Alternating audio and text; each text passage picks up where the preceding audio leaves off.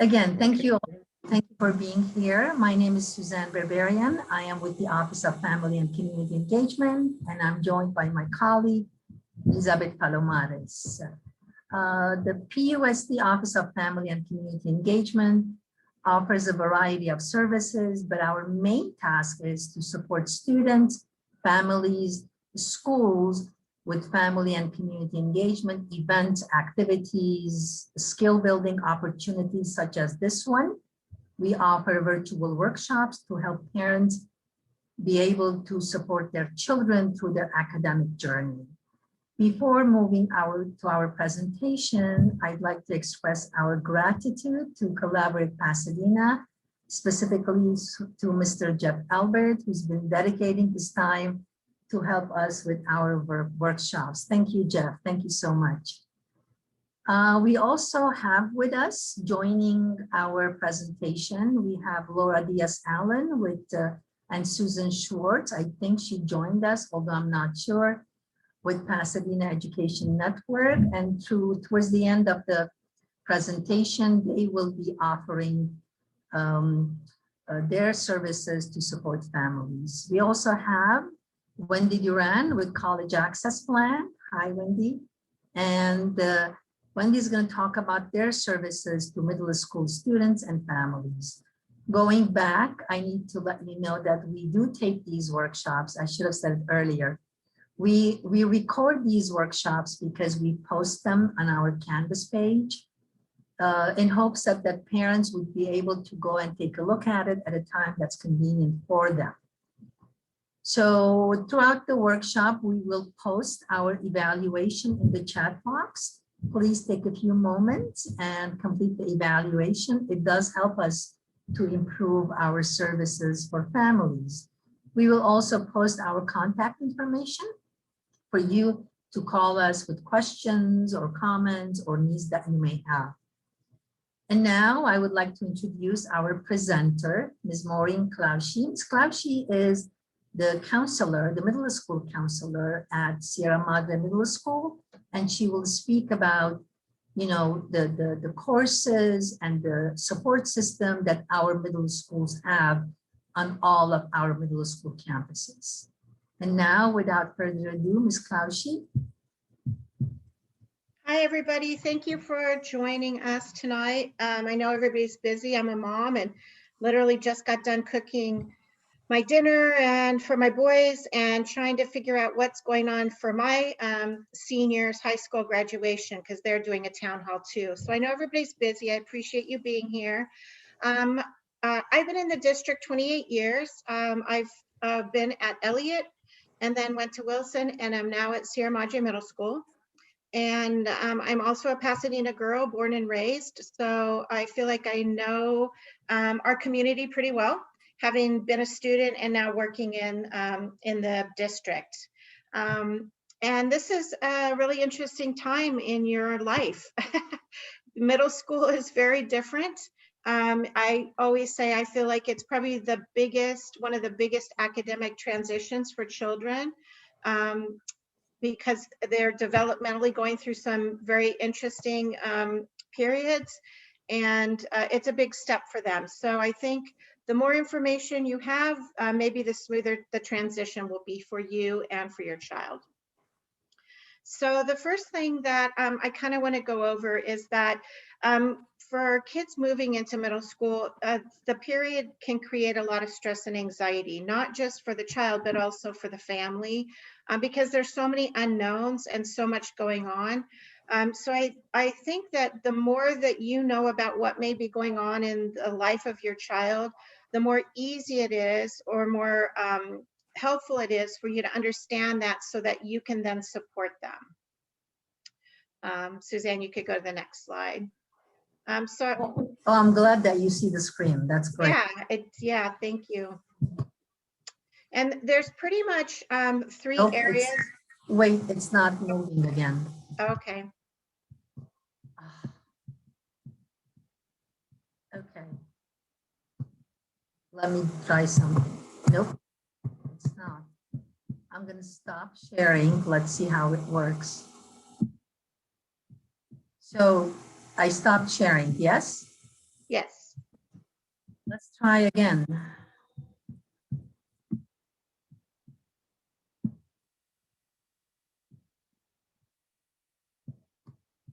Nope, it's not. It stopped again. Okay, Do you want me to just keep going and maybe you can catch up, or? let me see if I could get to Okay, PDF. Just give me a second. all right. Just let me know.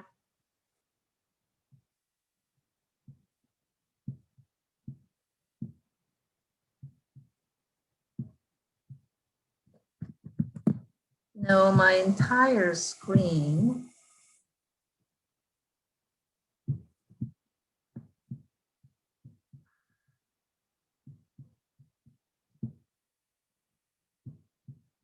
My screen is blocked again, just like yesterday. Okay, let's do this. Hold on.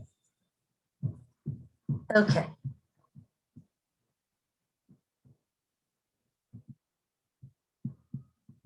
Let's try again. So present. Let's see. Okay, it worked, yes? Yes, it looks great. Cool. Thank you. So there's like 3 categories, I think, that just kind of are catch-alls. And one is logistical concerns. You know, the movement to middle school, the kids are going from one classroom, one teacher, to possibly up to 6 classrooms and 6 different teachers. So kids in their mind are wondering, how am I going to find my classroom? Where do I eat my lunch? What happens if I don't know where I'm going? Where are the bathrooms? There's all these concerns about kind of the logistics of middle school. And so those additional transitions for students with multiple teachers, more materials, is a big concern for students. So how can we support them? How can the adults in their life, make this an easier transition?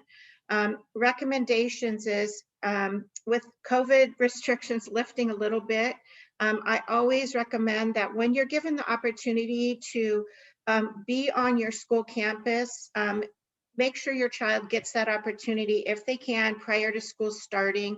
Walk the campus, map out your student schedule for them, locate their classroom, say, hey, this is going to be your first period classroom. This is where it is. Remember, it's by, this stairway or whatever.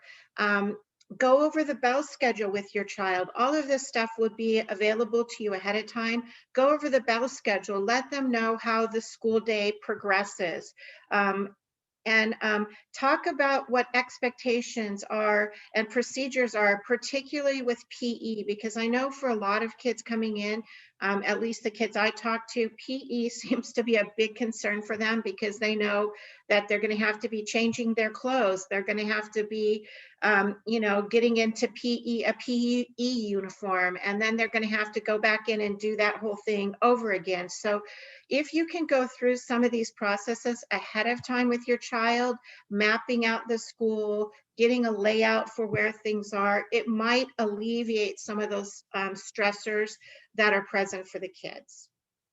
Okay, the next area is social fears. This is a big one for kids coming into middle school because middle school is all about social interaction. It's a time developmentally where the kids are separating from their families, separating from their parents, and moving toward peers. They seek out their peers for advice and support and kind of start to pull away from their parents. So the social fears that come about moving into middle school is, how am I going to find my friends on all this? Will I be able to make new friends? Are the older students going to be kind and generous towards me and treat me well? Where do I find my friends that are already established? So how do we support them in that process? I really strongly, the very first one, I really encourage this is talk with your child ahead of time about setting up designated spaces at the school for them to meet up with their friends. We're going to go over a schedule, the middle school schedule, in a few minutes.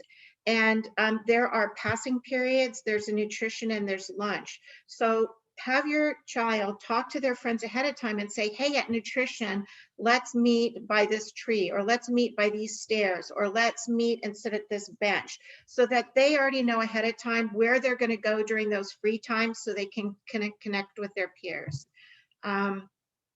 Encourage them to get involved in school activities. There are so many activities and such a variety of activities on the middle school that there's really something for everybody. The more that they get involved in school activities, the more connected they feel to the school, and the more opportunities they have to not only be with their friends, but also to create new friends who are like-minded.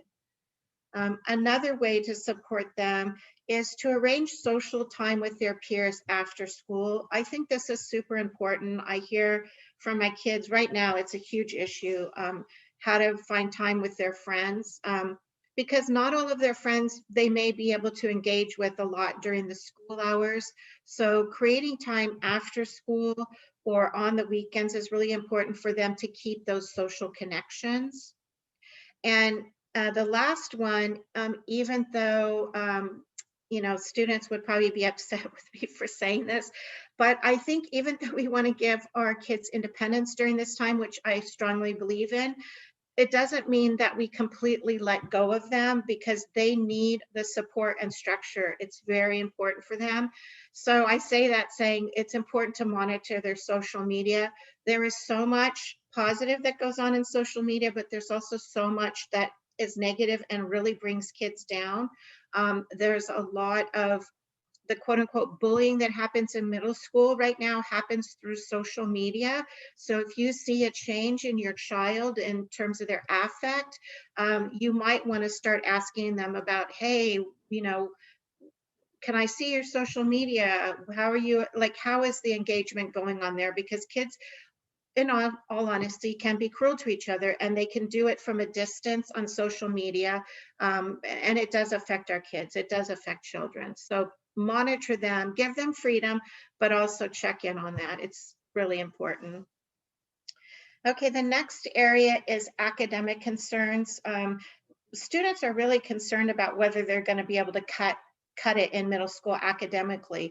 The kids are used to elementary school grades, and middle school is much harder. They have more teachers to deal with. The expectations can be greater. Kids wonder, can I keep up with the work? Are my teachers going to be nice to me? Are they going to be hard graders? So this weighs on them, and grades don't necessarily come as easily to kids in middle school as they do in elementary, for the things that I've already talked about. They're dealing with more teachers, they're dealing with higher expectations, they're having to manage more expectations on them, more assignments coming from different places. So academics weigh on their minds. So how do we support them? It's really helpful to help your child learn time management. I always tell parents, especially as they're starting middle school, create a schedule for them in terms of when the expectation is that they're going to be doing homework and assignments, but also include in that break time, because the kids need breaks. You can't have your child sitting there for 2 hours and have them still remain completely focused. The breaks are really important for them. So kind of teach them how to get some work done and then reward themselves with a break, however that looks like, a 15-minute break, a half an hour break, but the breaks are crucial to that. Help your kids with organization, whatever works for them, agendas, planners, notebooks. I will tell you this, with both of my sons, when they started middle school, I literally every night went through their backpack with them and helped them organize their stuff until they could do it themselves. And it wasn't like I was trying to impede on them or take away their freedom. And I always framed it like, hey, you guys, I'm just giving you support and give you suggestions until you feel comfortable doing it yourself. So kind of how you frame it can be a positive for you and your child. Sometimes they're going to push back though, and you got to kind of know when to let it go a little bit, but help them with their organization skills. When I talk with parents, that's one of their biggest concerns is my kids all over the place, they're not organized. So if you can support them in that way, it's great. The next one is crucial. I cannot say enough how important it is for parents to be on Parent Portal, monitoring assignments and grades. Everything you need to know about what's going on in your child's classes academically, you can find there. You can see what assignments they've turned in, the grades they've received, and more importantly, you can see what assignments they may be missing. And whenever you meet with a teacher in middle school, they're going to say, have you checked Parent Portal? So if you're not on Parent Portal now, please make sure you are in middle school. How you do that is check in with your middle school's main office. I would start with the office manager and just tell them, you know, I want to get onto Parent Portal, and they will help you through that process. I say the next one, don't expect elementary school grades. Please understand, I'm not saying don't have expectations for your kids, because we have expectations for your kids. We want your child to be successful and we want to support them. But what I am saying is that sometimes, especially first semester, the first month of school, you may see a drop in the grades because, like I've said, they're adjusting to all of this new transition. So instead of maybe being hard on them, this is when to offer them support and say, okay, you know, usually you get B's, but you're down at C's. What's going on? How can I help you? So yeah, the grades can be a tricky thing, but you want the expectations, but you also want to give the support if they're struggling. And another big thing, and this is going to be really important for them to move into high school, is teach them how to be advocates for themselves. If they don't like a grade they got, help them say, go talk to your teacher. If they don't like, they don't understand something, you know, go talk to your counselor, find out what support you can get. If they want to change a class, you know, help them navigate who they go to ask for those supports or the answers to those questions that they're looking for. Okay. The way that classrooms, the middle school is set up is that your student will have 6 classes throughout the day. They may have a 7th class, which might be their advisory, depends on how the middle school, your child's middle school sets up. But I did see that some of the middle schools have that advisory as a 7th period, but their advisory is not a graded class. It's just a time to touch in. It's like a homeroom in middle school. But the main academic classes that they'll have all 3 years are language arts, math, science, history, PE, and electives. Now, PE is important, but like I said in the beginning, to talk to your child about, because it is different for them. In elementary school, they're not getting PE every day. PE is a required class for middle school promotion. It is also a required class for high school graduation. So they need to understand that this is a serious class for them. It is a part of the expectations. And they will dress. I think Sierra Madre is the only middle school that does not require their kids to transfer into or change into a PE uniform for PE. So that PE is a big change for the kiddos. The other thing are electives, and I put down some of the electives that are common to the schools, all of our schools, but please know that electives are really specific to the middle school you go to, because some of the middle schools like Elliott is arts focused, so a lot of their electives are going to be arts focused. And it's also dependent on the teachers who are available to teach the elective and what credentials they bring to the school. So electives can be different throughout all the middle schools. Pretty much we all have art electives. We'll have an orchestra or a band, so instrumental music. Choir and drama are common to all the middle schools. A foreign language is common to many of the middle schools.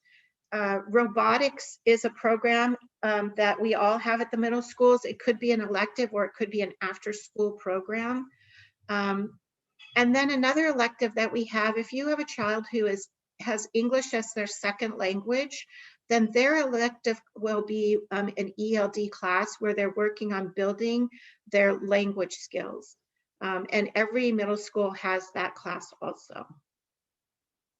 And again, these classes are the same classes you're going to take for all 3 years in middle school.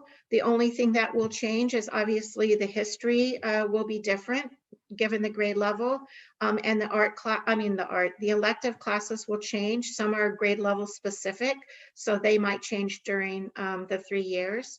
I want to touch really quick on the math because math is one class across the middle schools that has honors level. They can have grade level and honors, and some of the schools also have Math Academy, and I'll talk about that a little bit into the presentation. Go ahead, Suzanne. Okay, academics overview. Each of the middle schools have, except for Marshall, has a specialization. So I kind of listed those if you're interested. It's important to know as you're going in what your middle school has to offer that's kind of different than the other middle schools in the district. And again, it might change the focus of how the curriculum is taught at the different schools. And what I mean by that is, like at Elliott, it's an arts magnet. So in all of their classes, whether they're core academics or electives, art is brought into the curriculum. So if you're in language arts, they're going to be incorporating art somehow into the language arts classroom. The same thing at the other schools that offer specialization. So it's kind of, I like it to know that each school has something that's a little bit different. I mentioned the Math Academy class. That's offered at McKinley and Washington and Sierra Madre.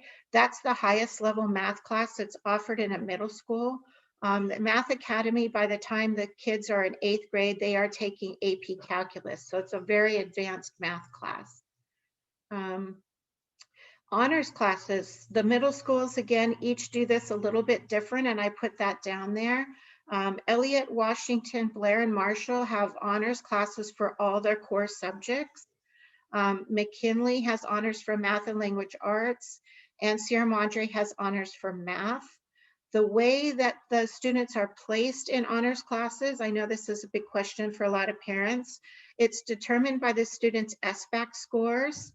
The MDTP is a math assessment that the kids take when they're in 5th grade, entering middle school. So to be placed in the honors math program, they have to score at a certain level there. And then we look at grades. So those are the 3 primary things we look at in terms of placing the kids. If there's a student who's kind of on the bubble, some schools may also consider the gate designation or recommendations from elementary teachers. But again, those 2 things are kind of only come to play if a student is kind of in that middle ground area. Class schedules are usually posted a week or 2 before school starts. And again, the middle schools each do things a little different. In the past, and we'll see with the COVID if it's lifting, we've had nights where people can come ahead of time and they can pick up their schedules, and other things like PE close. They'll have the schools will let you know the dates for that.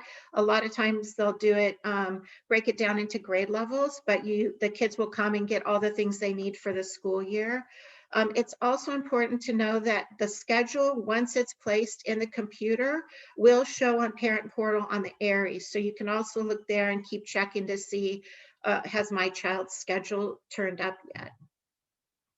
And some schools may even send schedules home through the mail. With remote learning, things have changed a little bit. So we're finding different ways to get information out to families.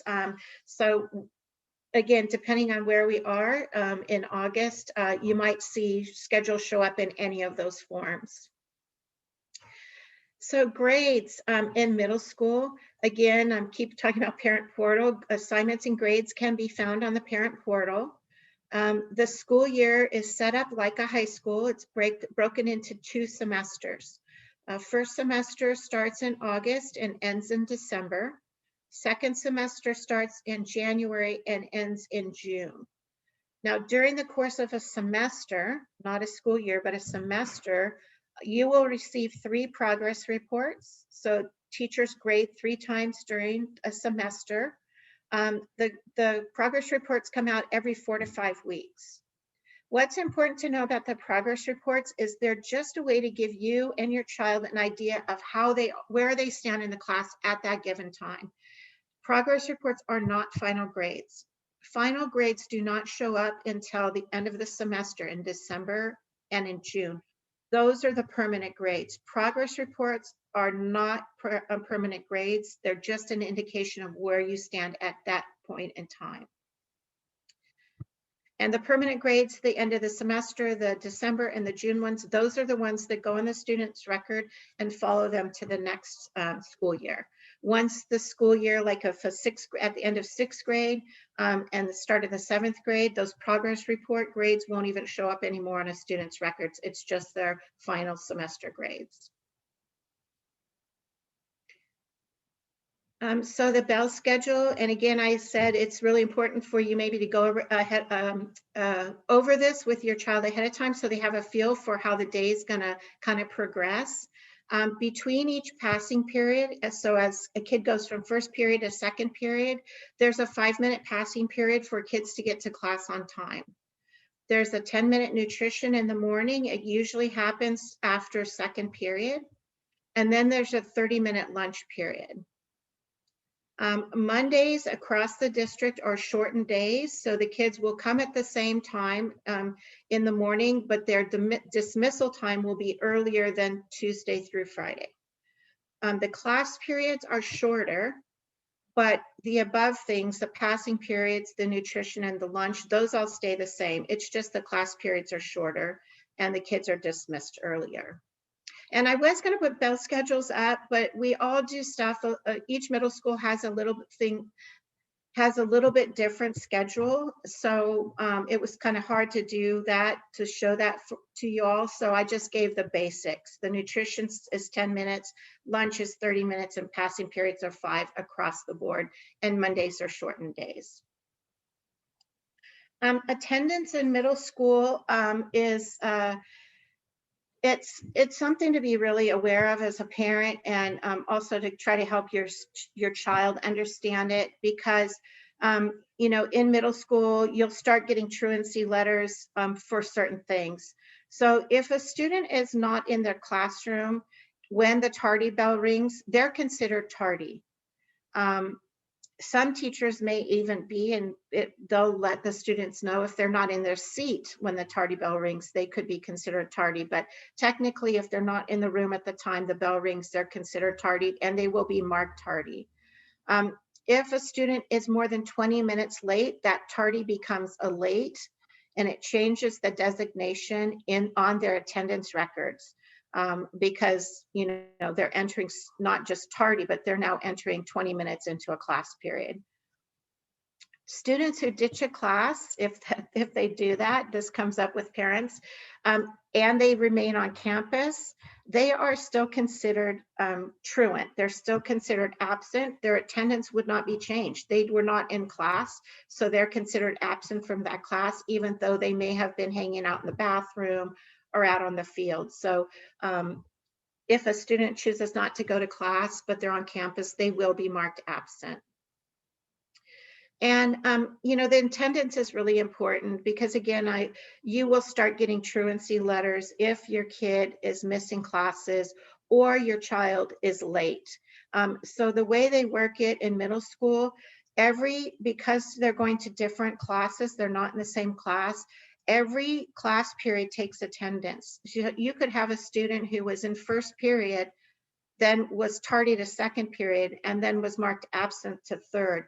And all of those tardies and absences and lates will add up, and you will start getting truancy letters that get sent out. So it's important for you as a parent to kind of understand how it goes. They don't just take attendance in the morning and then the rest of the day. We take attendance throughout the day, every single period.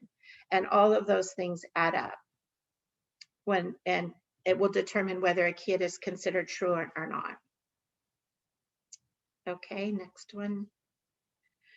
Like I said earlier, there are so many ways for your child to get engaged on the campus and kind of really learn how to spread their wings and to do things that they are passionate about. This is a list of some of the extracurricular activities. Some of these activities actually are offered as electives during the school day at some of the middle schools. And then a lot of these are offered after school. If your child is into sports at all, we have a really great middle school sports program. We compete against each other, and there's trophies that go out and bragging rights. So if your child is into any of the sports, I really highly recommend it. It's fun. The students that participate love it. But again, whatever your kid's passion is, whatever they like to do, try to encourage them to get involved in some of these areas, because again, it makes them feel a connection to the school, and it broadens their social, kind of their social group. They start to meet other students. And then the next slide. So counselors, I'm very passionate about what I do because I really love it. I love my job. I tell people that all the time. I'm actually at that point where people are saying, oh, you could retire. Yeah, I could, but I really am not ready because I still really enjoy it. I love the kids, and I love the energy of being on a school campus. It's something I've missed a lot during the remote learning, but a counselor is a new support person on the campus for you as you enter middle school. Counselors at the middle school, there's one of us on each campus pretty much, and we service all of the students on our campus. Now, when they get to high school, they'll also have a counselor, but it will be assigned based on if special programs they're in, or it could be assigned alphabetically. It just depends on the high school. But in the middle school, what do we do and how are we there? I always say that I feel like my biggest goal is to be an advocate for the child. And for the family. So if there's ever anything a parent needs or a child needs, I always say, come to your counselor first, because if we're not the person that deals with the question or the concern, then we certainly know where to go and how to refer them. One of the main roles of a school counselor is that we're the one who schedules the children into classes. So if you want a schedule change, a class change, if you're concerned about anything that's going on in a class or with a teacher, contact your counselor, because we're the ones that make those changes, and we're the person that addresses those concerns. And I tell the kids all the time, look, if you're having a problem with a teacher, come let me know, because I'll step in and try to address the concern and try to get some support for the child. We monitor the students' academic progress. In high school, they do that for graduation. In middle school, we determine eligibility for the 8th grade promotion. So in part of the, determining the academic progress, the end goal is to have them meet the standards for the 8th grade promotion. But it's also just to address, any concerns that the student may be having. If they're getting low grades like D's or F's, we call the students in and we say, hey, look at how can we support you? How can we help you? What's going on? And we do that throughout the semesters. Another thing the middle school counselors do is we do a career in college and high school prep presentation. So we will go in and do, in 8th grade, we'll do interest inventories with the kids to get them thinking about, hey, what's your passion? What are you good at? How can that then translate into a college degree, or even a career down the line? We go over high school preparation. We talk to kids, and we start this. I do it with my 7th graders. I go in and give them a copy of their transcripts. And I say, this is your transcript. What is it? How do you look at it? What does it mean? What are you going to use it for in the future? We talk about high school expectations, high school classes. And a lot of that starts happening in 7th and 8th grade. I will tell you this, the next one, peer mediation, I spend the majority of when students are on campus, I spend a majority of my time doing this, and I love it, is peer mediation. When students are having problems with each other, which is, by the way, part of the drama of being in middle school, and I say drama lovingly, but it's what it is. It's very dramatic in middle school. Everything's dramatic. So the kids will come and say, Ms. Clouchy, I'm really having a problem with this, my friend or this other kid. And I call them in and we just do peer mediation. We try to resolve it. We try to squash it, as the kids say, before it becomes something big and out of control. And again, I spend a lot of my time doing that, especially with sixth graders. As you know, as they're navigating, what am I doing? What's happening? What does this all mean? Yeah, it requires a lot of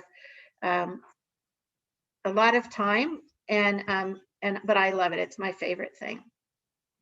In addition, like I said, we make a lot of referrals.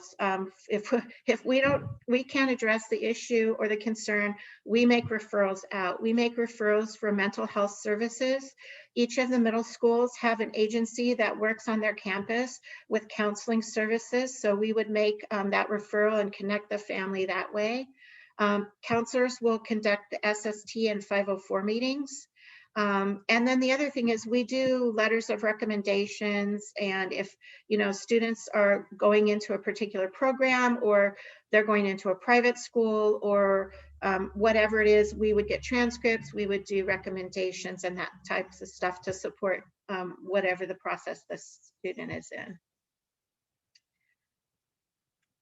And the last thing I want to go over, and I'm sorry, my dog is making, I apologize, a lot of noise. The board has approved starting next year, there will be middle school contracts that students will sign. And I showed this as part of the contract that's for 7th grade. It basically goes over the expectations for the child to earn their right to promote from 8th grade. Promotion is just like graduation from high school. It's not a given. It's something the student really has to earn. They earn it through their grades. They earn it through their behavior. They earn it through their attendance. And it's important to kind of know that going into each year. And the middle school counselors will be going into classes and going over the contracts with the kids, having them sign them, and then also sending them home for signatures. But one of the most important things is that to make sure that if your child is at a point where they're really struggling academically and they're having a low grade, which I always tell the kids is a D to an F, that they really need to get that grade up so that they're not in jeopardy of losing their opportunity to participate in the promotion ceremony as well as end of the year activities. So anytime a child gets an F, they're going to be required to make that up somehow. And how that class is made up, it really depends on the middle school and what they have to offer. It might be a study skills class as an elective. It might be spending time after school and tutoring. It just really depends on the middle school and how they're organizing that makeup time. But yeah, that's the middle school contract. And you'll see that tardies and attendance is a part of that. So that's why I really wanted to spend time going over that, the difference between middle school attendance and elementary school attendance, because each period attendance is important. That is what I have. I don't know if anybody has been monitoring the chat, but if anybody has any questions for me.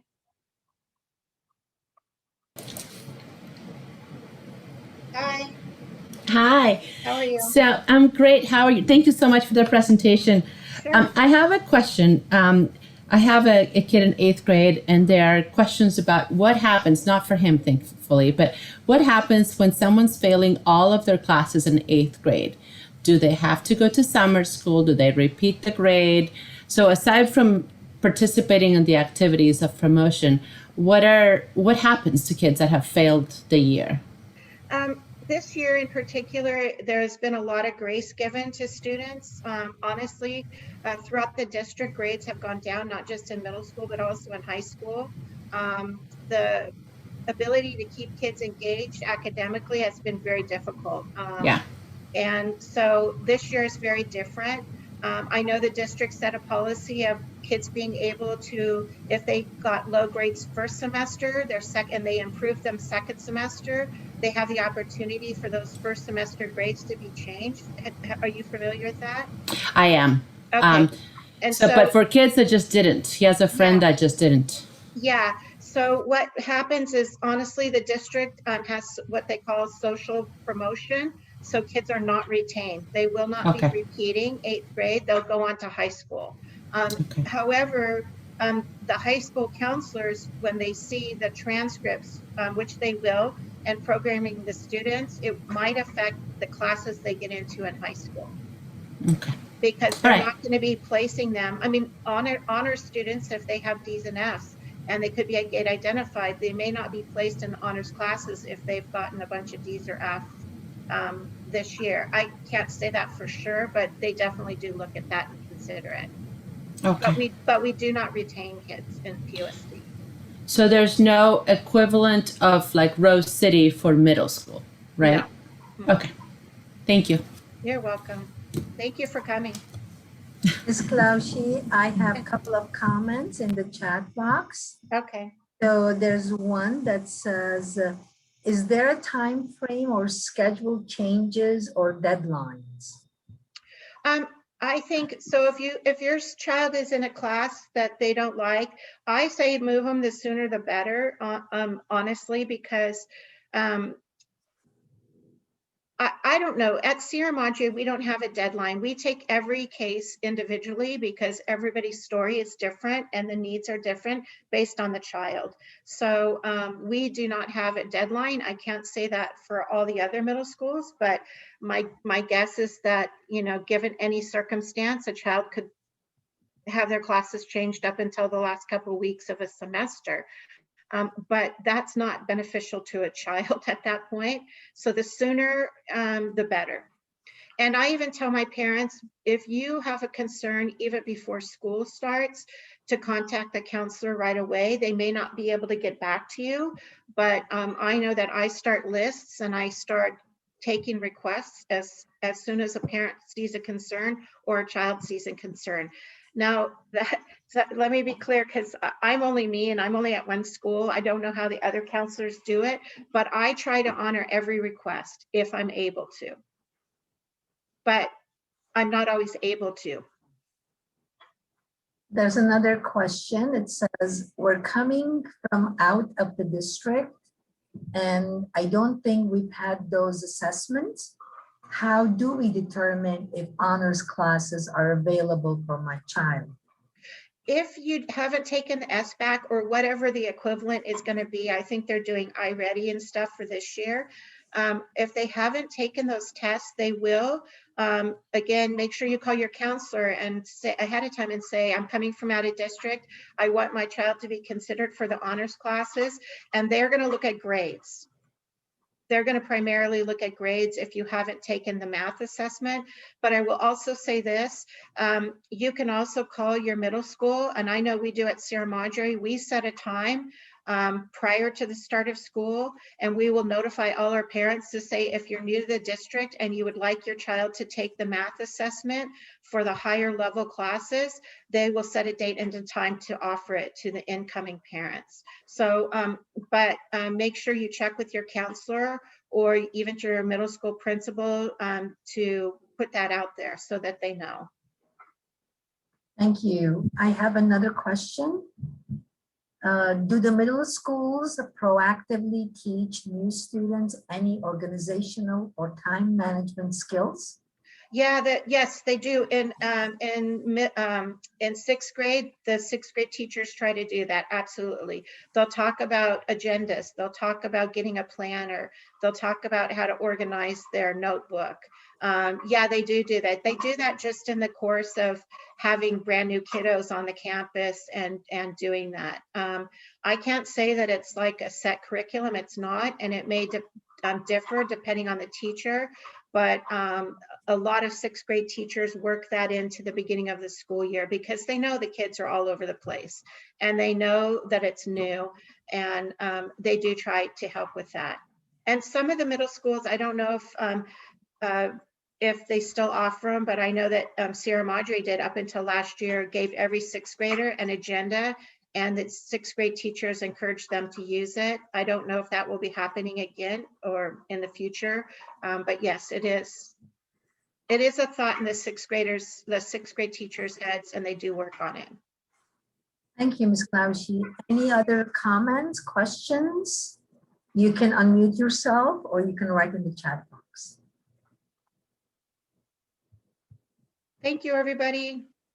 Thank you, Ms. Klaushi, for a very comprehensive presentation. Before moving on to College Access Plan, I will ask our parents to list their names in the chat box and the schools that their children attend or their child attends. Thank you so much. Our next presenter is Wendy Duran with the College Access Plan. Hi, everyone. I'm going to go ahead and share my screen. So give me a second. Let's attempt to do this. Okay, can everyone see? Perfect. So good afternoon. My name is Wendy Duran, and I'm here with College Access Plan. We're actually celebrating our 15th year here with PUSD, and we're excited that we're at all of the middle schools and all of the high schools within the district. One of the things that is unique to our program, we have a ton of wonderful, amazing pre-college type programs within the district, like EAOP, Upward Bound, TRIO. Am I forgetting something? Puente Project. But with CAP, we don't have an application process. So literally when we say there are no barriers, no requirements, and no limits, we work with any student regardless of GPA, regardless of their goal. We just really believe that anyone who wants to go to college or a university should have the opportunity to do so. And so we start that work as they transition into middle school. We normally have an after school program. Obviously, we're not in person right now, so our classes are happening virtually and in-class presentations at the moment. And we talk to them about their future. We do surveys. We talk to them about, like, what do you think you'd like to do? Some of them already like, I want to be a business owner, right? But others are like, I have no clue, or I want to be a tuber. I had a kind of like, I'm sorry, a tuber, right? Because I'm not in the lingo. And they were like, a YouTuber, Miss Wendy. And I was like, oh, okay. So I'm like 10 years from now, like just like 10 years ago, YouTubing really wasn't something that people thought of as a profession. It may not be like that hot and popping, 10 years from now. So what's plan B, right? So we just get them to think about how the classes that they're taking, the grades that they're earning actually do matter, because sometimes students think like, oh, it doesn't really count until high school, right? And then they get to high school and they're like, it really doesn't count until like freshman year doesn't count. No, it all counts, right? Because they're all building blocks. And so we want to make sure that students make that connection that what they're doing is not for mom and dad, right? It's not to impress them, but it really means it's about their future, about the choices they're opening up for themselves. We start exploring different colleges and universities. We look up the costs, and then they're like 70-something thousand. It's actually 78,000 for USC, right? Or 40,000 for the UCs. Let's look up scholarships, right? And that way they have 4 to 6, 7 years to say, okay, I'm going to need 100 hours of community service for this scholarship that's worth $20,000. So then they can start kind of taking ownership of their future, of what they're doing. And I can't agree more with what was shared previously about getting engaged. Believe it or not, I was a really shy kid in a middle school and even in high school. And if someone would have told me that I was going to be doing public speaking, I would have laughed and said, ha, ha, ha, never. And here I am, right? But part of that was just, it was so important to get involved with different activities. I can't stress enough what was said about you actually open up your network of students who you might end up building friendships with. When you stay after school and you're in workout clothes and you're hungry and tired, but you still have to push through band practice or track and field, whatever it is, you just kind of build a special bond with a different type of group of student that maybe you wouldn't have interacted with during the school day. So we continue supporting students into high school through our year-end drop-in program. So anything college related, we continue to support students. And a smaller group of students that are by invitation only is our iHeart College program, because we know that The easy part, believe it or not, is getting into college. The harder part is graduating from college. And so we want to make sure that they not only get into, but through college and successfully. And finally, we have our parent and family engagement. So we offer workshops in both English and in Spanish. So please reach out. I'll put my email in the chat.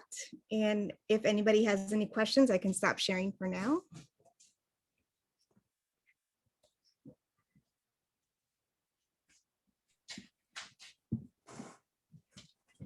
Thank you, Wendy. Does anybody have any questions? Any questions for Wendy, or you're going to stay with us? Yes, I'm finished. So maybe if anybody has questions that they can think of, they can certainly ask it later too. Perfect. Okay, thank you so much, Wendy. And now we would like to have the Pasadena Education Network presenter, Ms. Susan Schwartz, to talk about their services for middle school families. Thank you for being here.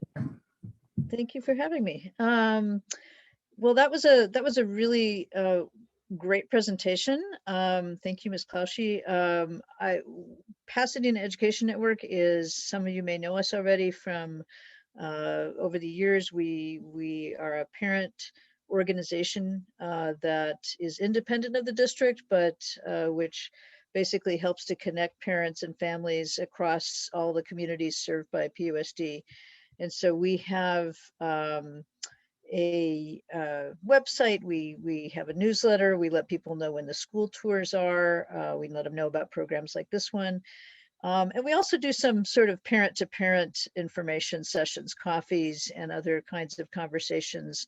And so we have planned in next week, actually next Wednesday, sort of follow up to this, which is a little bit more of a chance to have some discussion about what does that actually look like? You know, those suggestions that the counselor made in that presentation about how you can support your student, you know, just a little bit of hands-on about how some parents have used those tools.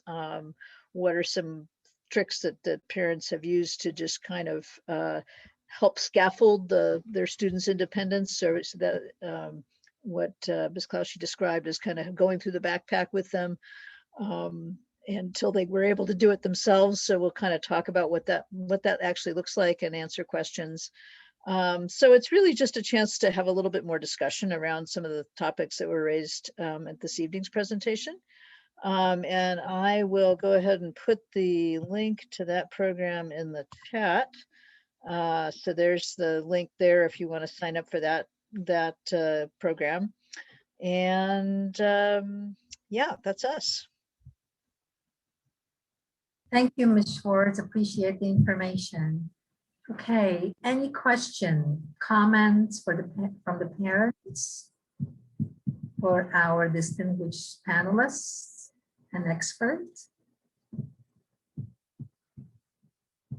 Again, I put the link in the chat box for our parents. Please take a minute to complete the evaluation. It helps us to improve our services and be more supportive to our families. Thank you so much.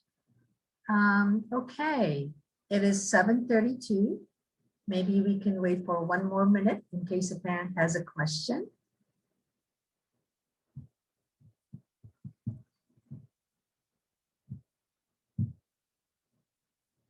Okay, it seems we don't have any.